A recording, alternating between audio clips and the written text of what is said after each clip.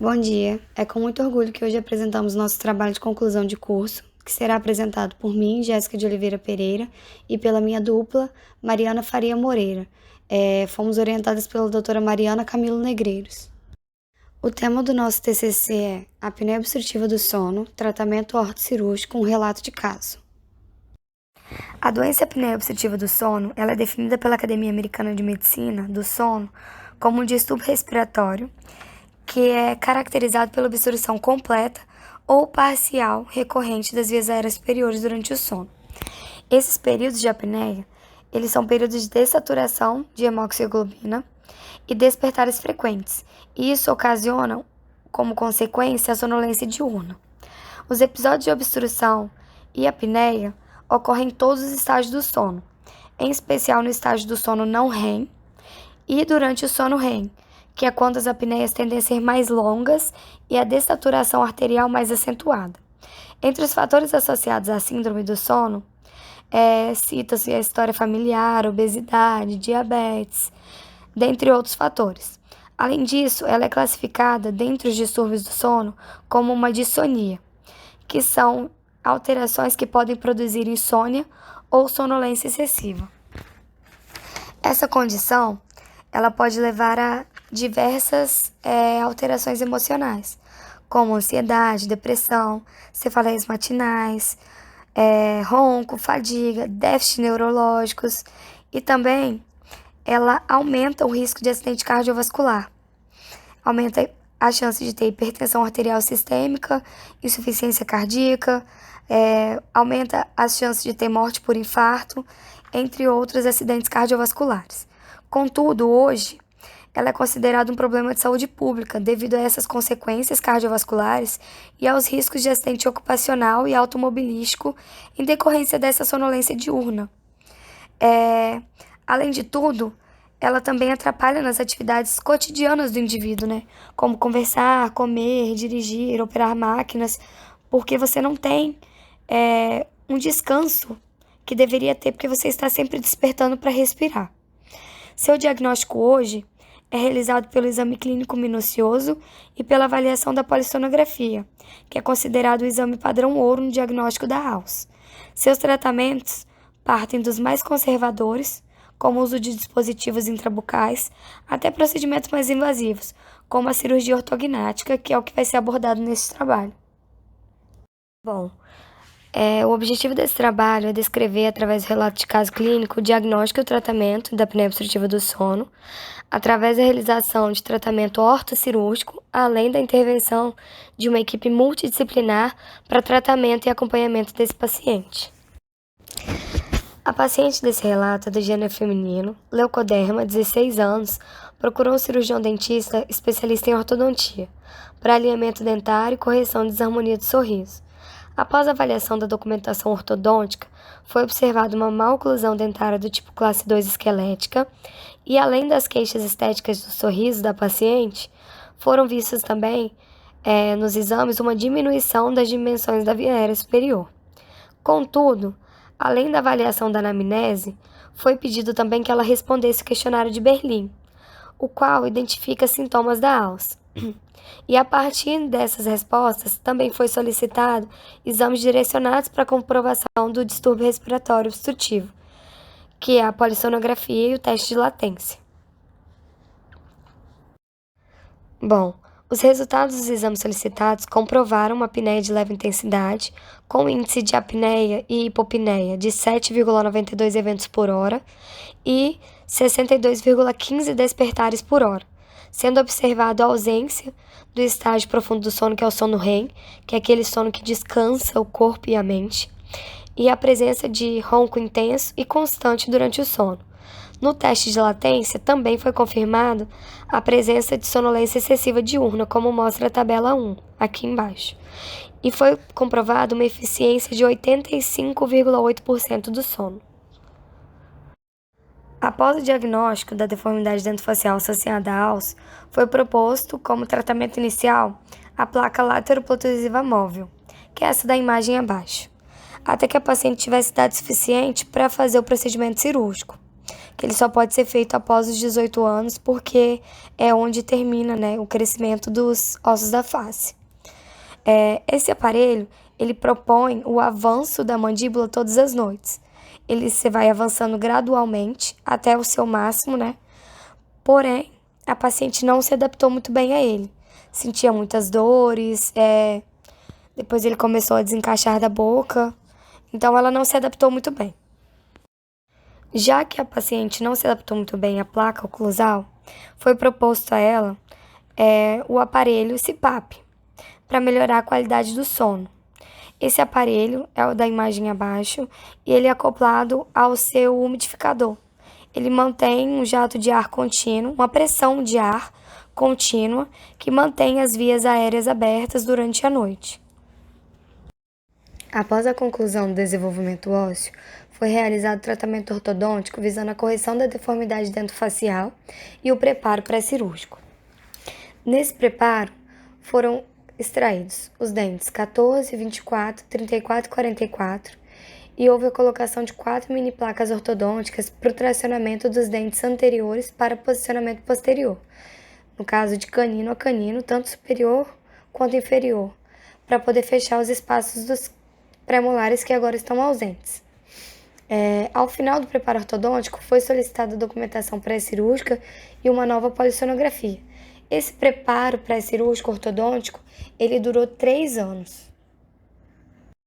Como resultado, a paciente demonstrou uma piora da apneia obstrutiva do sono comparada aos índices anteriores, como mostra a tabela abaixo. Esse quadro de piora da alça ele já era esperado, tendo em vista que o preparo ortodôntico pré-operatório ele piora as deformidades que já eram existentes. Por exemplo, quando houve o tracionamento dos dentes de anterior para posterior, isso causa uma redução do espaço aéreo posterior aqui. Porque quando você traciona, você não traciona só os dentes, você traciona a musculatura, o conjunto por inteiro. Você diminui o espaço também de descanso da língua, então isso faz com que dificulte ainda mais a respiração, o quadro geral da paciente. Como demonstrado aqui, o índice de apneia obstrutiva do sono no início era 7,92 por hora e passou a ser 23,6 por hora. Logo que o preparo ortodôntico foi finalizado, a cirurgia ortognática foi planejada para ser realizada com o avanço bimaxilar, ou seja, avanço da maxila e da mandíbula.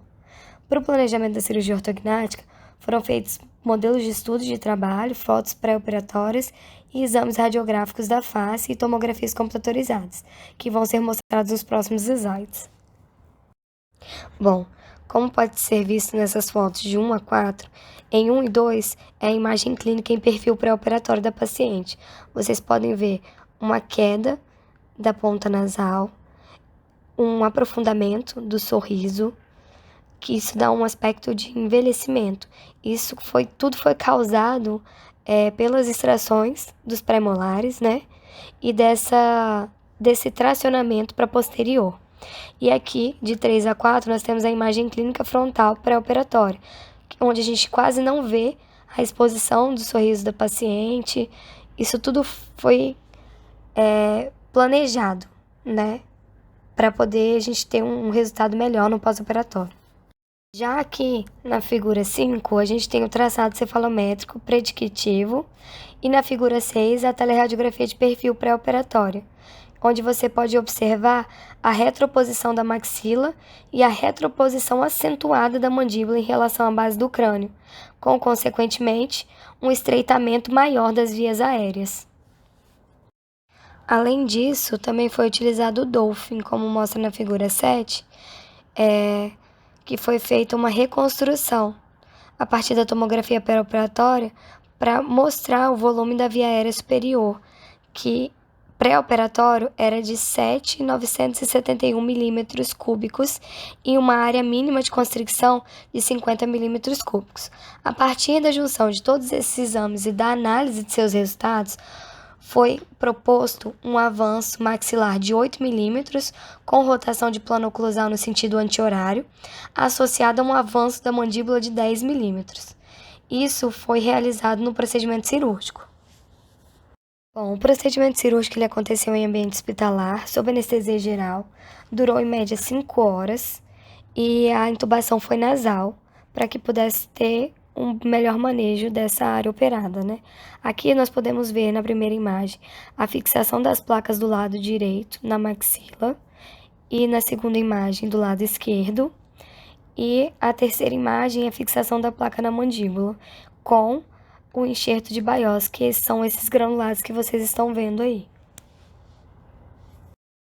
Após a cirurgia, a paciente permaneceu ainda internada por mais 2 dias, com boa evolução clínica e foi observada uma redução do edema a partir do 6º dia e a remoção das suturas aconteceu após os 15 dias.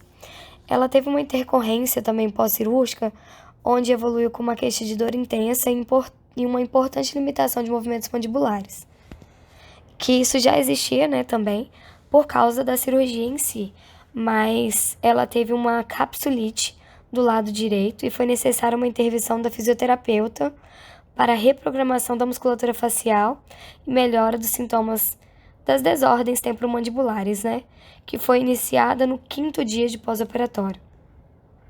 Após os 30 dias de pós-operatório, a paciente não relatou mais nenhum episódio de ronco durante o sono ou qualquer outros sinais e sintomas relacionados à apneia, que anteriormente ela apresentava. Bom, logo que você faz a cirurgia ortognática, você não é liberado. Você tem um acompanhamento pós-cirúrgico aí por um longo período de tempo, né? Um controle com seu buco por 10 anos e uma finalização ortodôntica, que dessa paciente ocorreu em 1 ano e 6 meses. Nos exames pós-operatórios, logo após a retirada do aparelho ortodôntico, foi evidenciado um aumento da via aérea e melhora da deformidade dentofacial, obviamente, né? Como vão ser mostradas nas figuras a seguir. Tenho certeza que logo de cara vocês já viram uma melhor estética da paciente, né? Nas imagens 8 e 9, a gente tem uma imagem clínica frontal pós-operatória, que a gente já tem uma exposição dos dentes, um sorriso mais harmônico. E nas imagens de perfil 10 e 11, vocês já podem ver uma ponta nasal mais levantada, um perfil mais harmônico, obviamente, e um sorriso também em ângulo de 45 graus aqui, completamente diferente das imagens iniciais que foram mostradas. Já aqui na figura 12, a gente tem uma reconstrução feita com software Dolphin, que demonstra que a via aérea hoje é de 8.253 milímetros cúbicos, que antes era de 7.971 milímetros cúbicos. Então, a gente vê que teve um aumento significativo, ainda mais na área mínima de constricção, que antes era de 50 milímetros cúbicos, hoje ela foi para 73 milímetros cúbicos. Então, aí você já vê, já tem como provar a eficiência do avanço bimaxilar, né, para esse aumento de via aérea superior. A apneia obstrutiva do sono ela apresenta uma prevalência estimada de 32,9% na população adulta. E existem vários fatores que são predisponentes para essa doença, como, por exemplo, algumas deformidades dentofaciais, como o retrognatismo, o excesso vertical da face, ou doenças como obesidade. E o ronco, a sonolência excessiva, algumas pausas respiratórias durante o sono, são os sinais e os sintomas mais comuns. Porém, a gente também pode vir a ter alguns prejuízos das funções cognitivas, como a concentração, a atenção e também da função executiva, que são frequentemente observados, como, por exemplo, algumas alterações de humor, como irritabilidade, depressão. E o diagnóstico da Alzheimer ele pode vir a ser feito pela história clínica através de alguns questionários, exames físicos, exames de imagem e pela polissonografia, que, de acordo com a Academia de Medicina do Sono, a polissonografia ela é indicada como padrão ouro para o diagnóstico das suspeitas das desordens relacionadas ao sono. E a polissonografia ela é um exame que vai registrar o tipo, a duração e a frequência dos distúrbios respiratórios que estão presentes ou não no paciente. Ela também vai permitir uma identificação e uma quantificação dos episódios de apneia, os seus efeitos sobre a saturação da hemoglobina e a sua repercussão sobre a frequência e o ritmo cardíaco. E existem várias modalidades de tratamento para Alzheimer, que vão desde a higiene do sono até os procedimentos cirúrgicos, além dos tratamentos clínicos com o CPAP e os aparelhos intraorais. Em 2008, Goddard afirmou através de uma revisão de 3.400 artigos que ele encontrou 13 opções do tratamento clínico e 19 diferentes tipos de cirurgia para o tratamento da ALS. E dentre, desses achados, os três principais tratamentos não cirúrgicos são a dieta, o CPAP e o uso dos aparelhos intraorais. E dentre os cirúrgicos, o principal indicado é o avanço maxilomandibular. O avanço maxilomandibular ele tem sido indicado em pacientes com ALS moderada e grave, independente dos pacientes apresentarem algumas alterações craniofaciais e ortodônticas, mas baseando-se na análise cefalométrica e nos exames das vias aéreas superiores. A eficiência do avanço maxilomandibular ele vai decorrer do aumento da válvula nasal anterior, do aumento do espaço faríngeo e do posicionamento mais anteriorizado da língua e do ossioide, e também do aumento da tensão da parede lateral da faringe. No caso que a gente relatou, a gente pode observar um aumento nas dimensões das vias aéreas superiores de 7.671 milímetros cúbicos para 8.253 milímetros cúbicos, sendo esse aumento, então, de 7,58%. Já no ano de 2000, Robertson e seus colaboradores, eles estudaram os resultados subjetivos após o avanço maxilomandibular no tratamento da ALS, onde 24 pacientes eles completaram um questionário numa média de 24 meses após a cirurgia.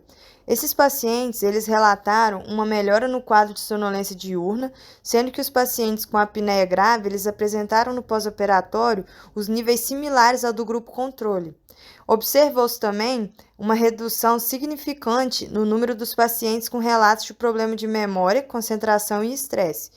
E dos pacientes que no pré-operatório relataram ronco, 45% relataram não apresentar mais e 45% relataram uma grande diminuição do ronco. A paciente deste relato, ela também teve uma melhora e uma remissão dos sinais e sintomas clínicos da ALS, como a sonolência diurna excessiva, o cansaço e uma melhora na concentração. Recentemente, foi feito um estudo que avaliou a qualidade de vida dos pacientes que foram submetidos ao avanço maxilomandibular. E este estudo ele descreveu que essa cirurgia ela é a forma mais efetiva dentre os tratamentos cirúrgicos para a ALS. Dos pacientes que foram estudados, 93% declararam um sucesso cirúrgico nos itens de sonolência, de índice de atividade social e vigília e também no índice de desempenho sexual. Além disso, esses pacientes eles relataram uma melhora na estética facial, porque vai acabar contribuindo para o apoio do esqueleto aos tecidos moles faciais, visto que a maioria desses pacientes eles possuem uma meia-idade, então já tem alguma flacidez dos tecidos moles, um envelhecimento facial, como um aprofundamento do sulco nasolabial. E como a gente pôde observar, após a cirurgia ortognática, a paciente deste estudo, ela apresentou uma melhora significativa na estética facial, uma melhora do perfil facial, uma redução do sulco de expressão facial. Em 2017, Ruby Bueno e seus colaboradores publicaram uma série de casos com 34 indivíduos diagnosticados com a ALS, que também foram submetidos ao avanço maxilomandibular. O tempo de follow-up mínimo foi de 6 meses, porém não foi informado também a média e o desvio padrão referente ao tempo de acompanhamento pós-operatório. 52,94% desses pacientes eles obtiveram um índice de apneia e hipopneia menor que 5 eventos por hora e 100% obtiveram um IH menor que 15. A média do IH pré-operatório ela variou de 38,3 a 10,7 e a média pós-operatória variou de 6,45 a 4,43. Então, a gente pode observar que houve uma redução média aproximada de 83,1% do índice de apneia e hipopneia. A paciente apresentada neste relato, ela exibiu melhoras consideráveis decorrentes do avanço maxilomandibular, relatou uma melhora na sonolência diurna, na qualidade do sono e principalmente por não depender mais do uso do CPAP. Obteve-se ainda um aumento significativo do espaço faríngeo, o que refletiu numa melhora significativa na sua qualidade do sono e até do convívio social. E apesar de comprovada a eficiência da cirurgia, a gente deve sempre considerar os riscos que são inerentes à realização do procedimento em si, pois existem relatos de infecção, alguns danos às estruturas anatômicas importantes, e tais intercorrências e acidentes, eles também podem vir gerar uma parestesia dos nervos maxilares e mandibulares, um edema pós-operatório, e um paciente bem orientado e consciente, da melhora do quadro clínico no decorrer desse período pós-operatório e ao longo da vida, ele não vai se abster da recusa na execução do tratamento cirúrgico. E é claro que é possível que esse paciente ele apresente uma certa dose de desconforto ou uma dor leve no pós-operatório, como resultado do procedimento em si, como qualquer procedimento cirúrgico pode vir a ocorrer, Então, todas essas dificuldades que são previsíveis, elas podem ser contornadas com o suporte de um nutricionista, um fisioterapeuta, um psicólogo e também com a colaboração do paciente para uma boa e para uma completa recuperação pós-operatória. Nesse caso que a gente apresentou, a paciente ela recebeu um suporte multidisciplinar, com fisioterapeuta, ortodontista, cirurgião bucomaxilofacial e toda uma equipe de apoio para um bom processo de recuperação pós-operatória. Então, a gente pode concluir, que a apneia obstrutiva do sono ela tem a sua etiologia multifatorial e que uma equipe multidisciplinar, desde o diagnóstico até o planejamento, são imprescindíveis para o sucesso desse tratamento. E a melhora da AUS ela é extremamente favorável quando se realiza esse tratamento intervencionista. A cirurgia do avanço maxilomandibular ela é um tratamento que nós podemos afirmar que é efetivo para a AUS. E os pacientes, que se submetem a esse tratamento, eles têm uma melhora expressiva na qualidade de vida.